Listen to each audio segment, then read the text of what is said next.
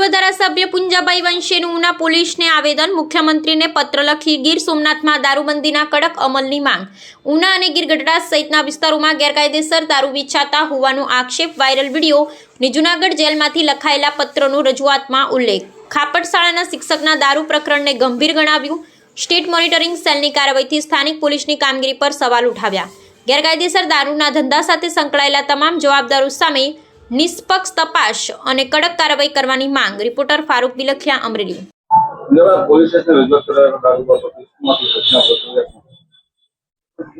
સમગ્ર ગુજરાતમાં ખુલ્લમ ખુલ્લા બે રોક પોલીસની ભાગીદારીથી સીધી અને એમની રેપ દ્રષ્ટિ અને ભાજપના સરકાર અને પદાધિકારીઓની રેપ દ્રષ્ટિથી અને મિલી ભગતથી ખુલ્લમ ખુલ્લા દારૂ વેચાય છે। ગાંધીના ગુજરાતમાં દારૂબંધીની કડક અમલ કરવાની સરકાર જાહેરાતો કરે છે, પણ એ માત્ર કાગળ, કોઈ રજૂઆત થાય તો ખાલી રેડ પાડે અને રૂટીન પ્રમાણે કાર્યવાહી કરે। પણ હવે ગંભીર બાબત એ બની છે, દુર્ભાગ્ય એ છે, કમનસીબી એ છે કે ભાજપના પદાધિકારીઓ, આગેવાનો અને પોલીસની મિલી ભગતથી દારૂ હવે સ્કૂલ સુધી પહોંચ્યો છે। આ કલંકિત ઘટના જે ઘટી છે, બની છે ઉના તાલુકાના ખાપટ ગામે।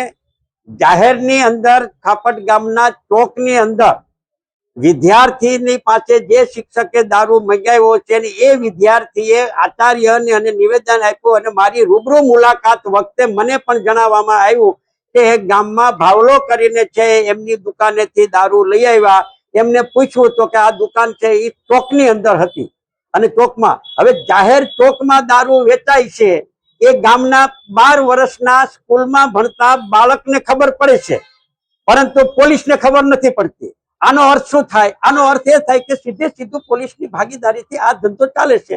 એટલે ભાજપના અત્યાર સુધી પોલીસ ક્યાંક આક્ષેપ થતા હતા, પોલીસ ભાગીદાર હતી, હવે તો ખુલ્લમ ખુલ્લા ભાજપના પદાધિકારીઓની મિલીભગત એટલે બંનેની ભાગીદારીથી દારૂ હવે સ્કૂલ સુધી પહોંચ્યો, સરસ્વતીના મંદિરમાં પહોંચ્યો છે। ભારતના આવનારા બાળકનું ને તૈયાર કરવાનું, આવનારા ભવિષ્યને તૈયાર કરવા માટેનું જ્યાં સરસ્વતીનું મંદિર અને સંસ્કારો આપવાનું જ્યાં કામ ચાલે છે, જ્યાં શિક્ષણ આપવાનું કામ ચાલે છે, ત્યાં હવે એક નાના નાના બાળકોના મગજમાં પણ દારૂ માટે અને દારૂ વેચી શકે અથવા દારૂના જઈ શકે આ પ્રકારનું વાતાવરણ જે ઊભું થયું છે એ બહુ અતિ ગંભીર છે અને અતિ ગંભીર છે। ત્યારે આજે અમે પોલીસ સ્ટેશને રજૂઆત કરવા આવ્યા છે, માનનીય મુખ્યમંત્રીશ્રીને 13 તારીખે, હર્ષ સંઘવી ગૃહમંત્રીને, અને આજે અમે પીઆઈને રજૂઆત કરી અને ખાપટ ગામે જે ઘટના ઘટી છે એની 1 વર્ષની એની ડિટેલ કઢાવવામાં આવે। એ ડિટેલની અંદર કોણ પોલીસ કોન્સ્ટેબલ, હેડ કોન્સ્ટેબલ કે કોણ એમાં એની સાથે વાર્તાલાપમાં જોડાયેલા છે, કોણ પદાધિકારીઓ કોંગ્રેસના હોય કે જે કોઈ પક્ષના હોય એની સાથે આ દારૂ ધંધો કરનારા છે એની કોની સાથે સંકળાયેલા છે, એનું કોનું રક્ષણ છે। ખુલ્લમ ખુલ્લા વેચે છે એનો અર્થ કે રક્ષણ હોય તો ખુલ્લું વેચી શકે, તો એનું કોનું રક્ષણ છે એને આ તમામ હકીકતની તપાસ કરાવી અને ગેરકાયદેસર જે દબાણો કર્યા છે, એક બાજુ ગેરકાયદેસર દબાણો હોય તો તરત બુલડોઝર મોકલી અને વિના નોટિસે તાત્કાલિક એના મકાન પાડી નાખવામાં આવે છે।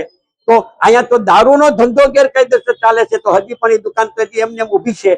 તો આ તમામ બાબતની હકીકતથી વાકેફ કરીને રજૂઆત કરી છે કે તાત્કાલિક અસરથી દાખલો બેસે એ પ્રકારની ઉના પોલીસ કાર્યવાહી કરે એવી માંગણી સાથે અમે આજે લેખિતમાં રજૂઆત કરી છે। અને આવનારા દિવસોમાં આ બાબતે પણ જો ગંભીરતાપૂર્વક પોલીસ કડક અમલ પગલાં નહીં લે તો અમે આગામી દિવસોમાં પણ બીજા કાર્યક્રમો આપીને પણ કાર્યક્રમો કરીશું।